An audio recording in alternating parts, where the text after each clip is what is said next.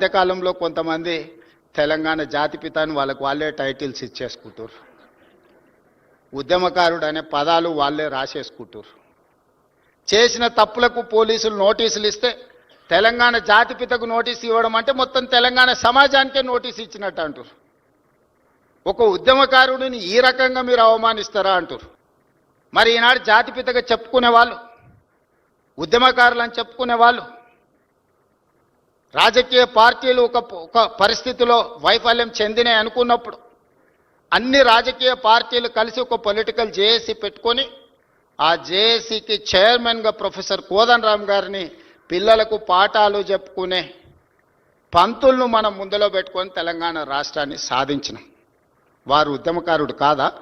ఉద్యమాన్ని నడపలేదా? రాజకీయ పార్టీలను అన్నిటిని ఒక తాటి మీదకి తీసుకురాలేదా? కుల సంఘాలను, మత సంఘాలను, చివరికి బిచ్చగాళ్ళ సంఘాన్ని కూడా ఏకం చేయగలిగిన శక్తి, రిక్షా దొక్కుకునే సంఘాలను కూడా ఏకం చేయగలిగిన శక్తి ప్రొఫెసర్ కోదండరామ్ గారు ఆ రోజు బాధ్యత నిర్వహించలేదా?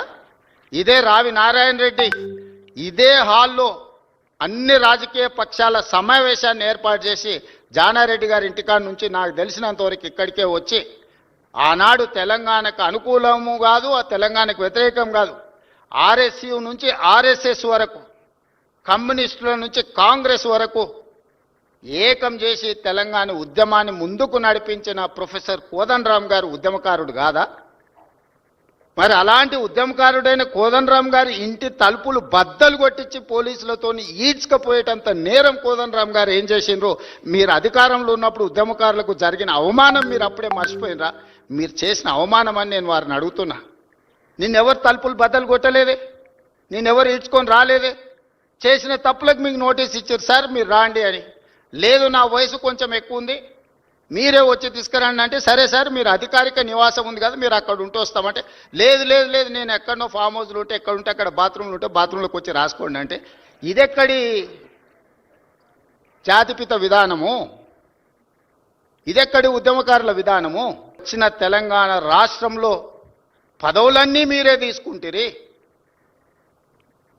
100 ఎకరాల ఫామ్ హౌజులు మీకే వచ్చే, టీవీలు మీకే వచ్చే, పేపర్లు మీకే వచ్చే, 1000 కోట్ల రూపాయల వ్యాపారాలు మీకే వచ్చే.